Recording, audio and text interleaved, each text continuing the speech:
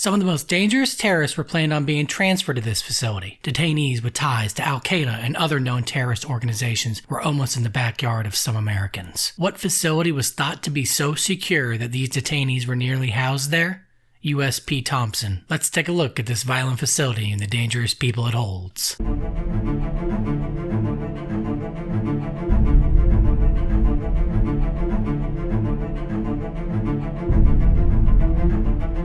Located in rural northwestern Illinois near the Iowa border, USP Thomson houses more offenders in the nearby town bearing the same name. A comparatively new prison built in 2001, not by the federal government but rather the state of Illinois. From the beginning, the facility was plagued by controversy. USP Thomson was first called Thomson Correctional Center. The menacing facility had a 15-foot electrified fence with 7,000 volts running through it, and that's just the first fence. There is also an exterior 12-foot fence covered in razor wire. With 8 cell houses, the facility has a capacity of 1,900 high-security inmates. Currently, there are 783 within the facility. The facility cost the state of Illinois $240 million, but in a bizarre move, the state forgot to budget the operating cost of the prison, which was approximately $12 million. After building this big and expensive prison, Illinois decided against opening the prison in order to save $50 million a year. Finally, in 2008, plans were made to open the high-security facility and close the aging Pontiac Correctional Center. Maybe now the facility would open. Or would it? The governor of Illinois, Rod Blagojevich, was arrested and removed from office. The new governor, Pat Quinn, decided against opening the facility for good. Then the idea of moving the facilities from Guantanamo Bay was proposed by President Obama. Politically, this was a hot-button issue, and the funding for the move was blocked by Congress. The federal government would still purchase the facility from Illinois for $165 million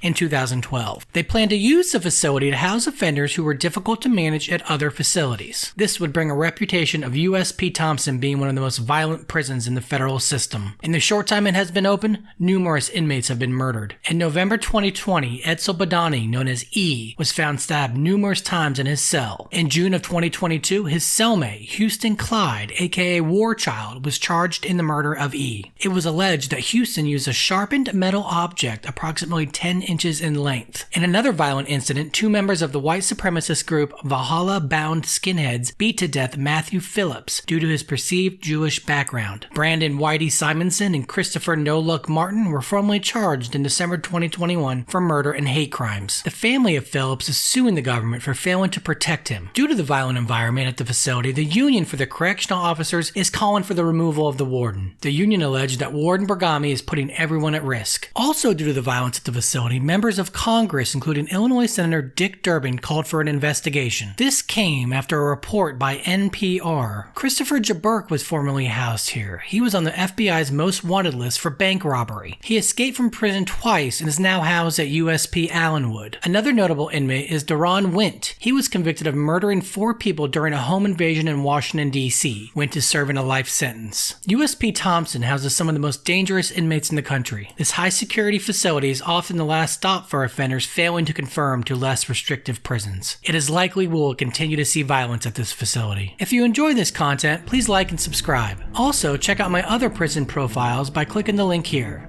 See you next time.